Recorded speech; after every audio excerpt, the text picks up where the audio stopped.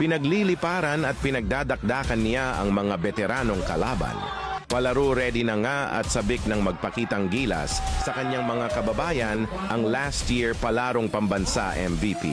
O gaganapin ang nasabing palaro sa Agusan del Sur, ang home province ng nag-iisang Rene Baterbonia. Sa kanilang huling tune-up game bilang paghahanda sa paparating na torneo, pinakitaan niya ng kakaibang laro ang mga veteranong manlalaro, kabilang na ang MPBL player na si Poypoy Antub. Hindi siya natinag at tila sinasabing, "Ako ito, ang palarong pambansa MVP." Halina't panoorin natin ang kanyang highlights laban sa Team CLB Cardinals. Sa lugar ng ilaw ay patay sindi.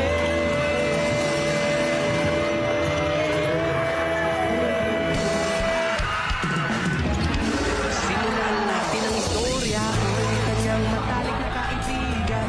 Ernesto ang aking pangalan, kwentong dapat niyong malaman. Huwag lang magbulag-bulagan, bakit ang nais natin ay malaman ang tao ng pagbibigyan kita. Kilala mo ba si Magda na aking kapabata mula